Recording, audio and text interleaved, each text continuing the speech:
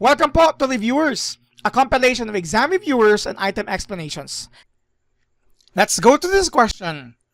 Discover the principle involved in the given series and determine the next element.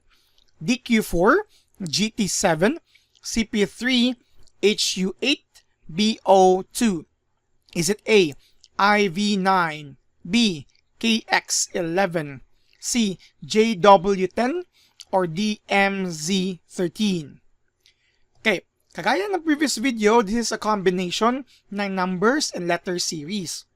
Now, in the previous video, in just one glance, we're able to automatically give the answer by looking not in the entire combination po ng elements but just the numbers itself. So yun din gagawin natin dito. Take a look at our options. We have different numbers for each option. So once we can establish the correct principle here for numbers itself, kahit na di pa po makuha natin yung letters natin, we can automatically decide what the answer is and cancel all other options. But of course, may ibang examinations na walang options. So kailangan natin i-complete yung principles dito. O yung ibang exams man, merong options na magkalintulad yung numbers or letters. They only differ on one element or one part of the element. So, uunahin natin dito yung numbers kasi yung numbers, the concept niya, either difference or factors. Let's look into them. Meron tayong 4 to 7, which is just actually plus 3. But when you look at 7 to 3 po, minus 4. So obviously, they are not the same. Let's move forward if may magkapareha naman. 3 plus 8 you have here, 3 to 8 is plus 5. Obviously, they are not the same. And 8 to 2 is minus 6. Some of you might go into this relationship kasi nga, you will have 3, 4, 5, 6 just alternating in its order. So, some of you might say, to continue this, I believe this is plus 7. Kasi may pattern naman siya on the numerical figure. It just so happened that yung signs alternating. So, 7 plus 2, we expect here 9 as the result. So, in our option, there's only one letter with 9.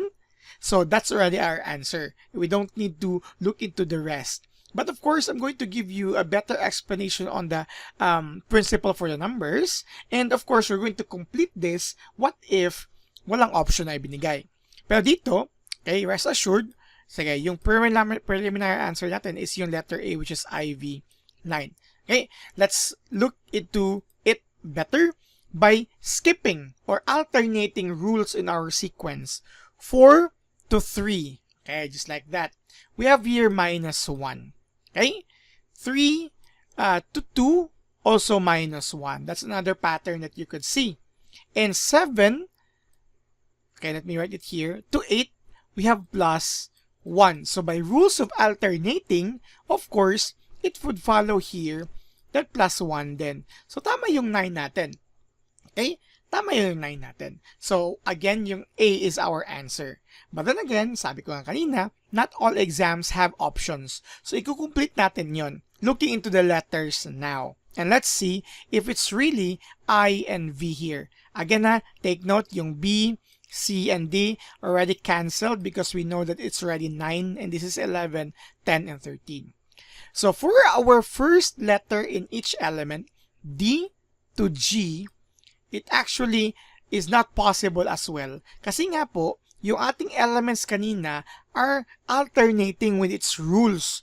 So that would mean, dapat yung mga letters natin in this series should also be alternating. So it's not D to G, but it would be D to our C here, which is in the reverse order alphabetically. And then C to B, tama din po yun. Reverse order alphabetically, just consecutive reverse order. Okay? So, what about our G here? Okay, maraming nasusulat na ako dito Let me use another color. So, our G to our H, so it is on the usual order alphabetically and no skipping. It would mean that if for our next element, it should follow this one here. So, tama yung I talaga, yung susunod. Kasi G, H, and I. So, we have this here. Okay? Let's just complete this one kasi nga po, yung ibang exams walang options or may options man, baka all of them has I blank 9. So, i-complete natin yung second letter natin. Let me use another color, let's say blue. So, Q, again, skipping kanina yung or alternating yung number and yung first letter, this would also be alternating. G to P, Q to P is in reverse order, okay? And P to O is also in reverse order. Okay, tama yan. But for our next year, to which is the connection to our element that we're looking for, T to U is in the correct order alphabetically with no skipping. So T, U, of course, the next here should be V. So napakatama yung I, V, and 9, which is our option A. But we did this kasi nga po, yung ibang examination or baka sa ating examination on the civil service or career service, walang option. So gagawin natin lahat ng ito. So yung sagot is I, V, and 9 for this series gamit yung principles na nakita natin sa letters and numbers. So once again po, ito po yung reviewers. Don't forget po to subscribe on our channel, like our videos, and if kaya naman po, paki-share na lang din po. And leave a comment po for our future videos improvement. And follow our FB page and stay tuned for more videos. Maraming salamat!